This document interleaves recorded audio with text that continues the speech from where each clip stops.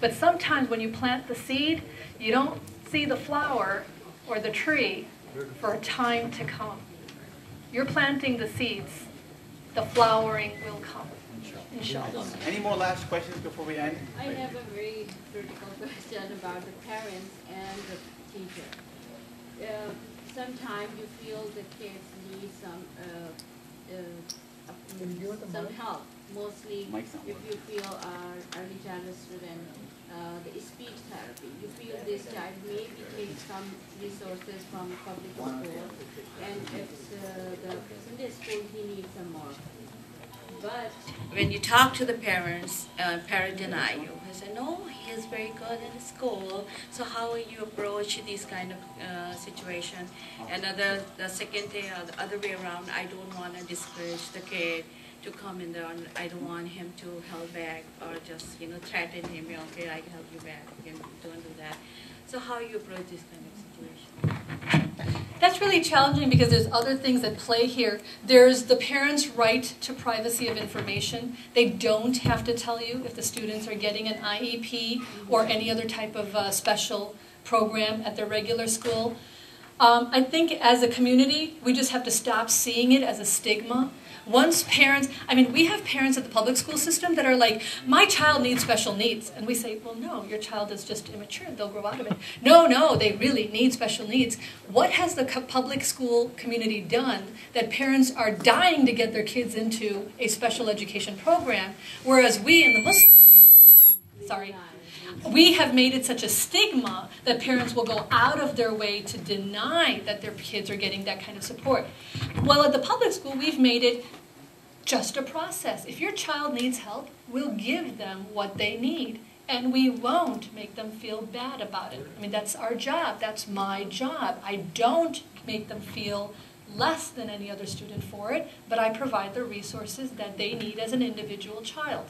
So as a community, the problem is going to be resolved when the parents don't feel that if they tell you, yes, my child does get reading support, they have trouble reading, that they don't feel that as a community we would spread the news and we would then target that child and we'll talk to each other about that child and all of that. So some of it is a natural hesitation from the community members that are afraid of how our community sees that.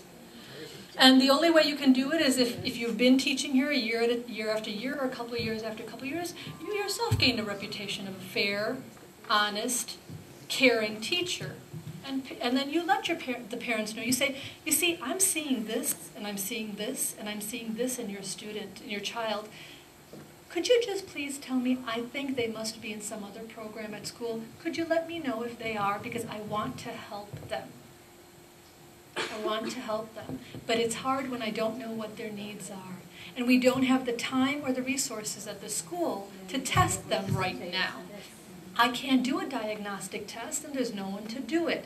So please tell me so that we can meet that child's needs. And then we as a community have to make it perfectly fine. Allah subhanahu wa ta'ala created us in many different ways, and we have to be able to respect that it's Allah's will someone is like this.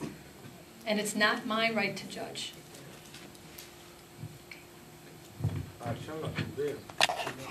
Before I hand it over to Mehmet Uncle, we have made certificates for everybody who has attended today's event. Before you leave, go towards the registration and pick up your certificate that has your name on it, and use it as a inspiration for being here, or show other people and say you attended this lecture today. Now we're going to close with Mehmet Uncle, please. Assalamu alaikum. I guess I'm supposed to do the closing. Inshallah, I'll close it with a small dua. But before I did that, I would like to thank Dilara. I've seen her after many years. I had not seen her. Dilara, I want you to know that you had come to us very strongly recommended. The 7 teachers that went to the CIOGC seminar, they all came back and unanimously they said, she's the one we should have her here. And then after listening to today's presentation, I think absolutely there is not even an iota of exaggeration in what they said. I would like to publicly announce that, acknowledge that she was a very ideal student. I do have vague recollection, and one thing that jumps out about her is that I think we used to do progress reports, and they used to write, and they used to stand up and then read out. And hers used to be the most interesting one. And then I always used to notice that she had an extremely good gift for oratory. And she and her sister, Dilnaz, I think, was the other one. And I used to think that that was because both her mother and father shared the same name, right? The Naperville school that she teaches, I don't know if everybody knows, that is the school which had a budget of, I think, 50 or 60 million. So in order to get accepted there, I'm sure you have to be a tough person, you know, best. And then she's a person who's working there. And the other girl that she was talking about, Naseem Ghaus, she is the cousin of Sabiha Madani here. So inshallah, we hope to see them again in future. Okay. Dilara, on behalf of the board, on behalf of the teachers, and on behalf of the community, we pray for you. And then as a very small token appreciation, we have a small gift for you. And also I would like to take a moment to thank Dr. Sohail Jamil for putting this together. It was a wonderful event that he has put together. Every year what we do is after the school is over, in summer, we all get together and evaluate, and we see what should be done, what are the areas that have worked for us, what the gaps are. And one of the areas that we had thought was that every year we used to have one teachers training seminar. But this time we said there was a need for having more than one as a continuing education.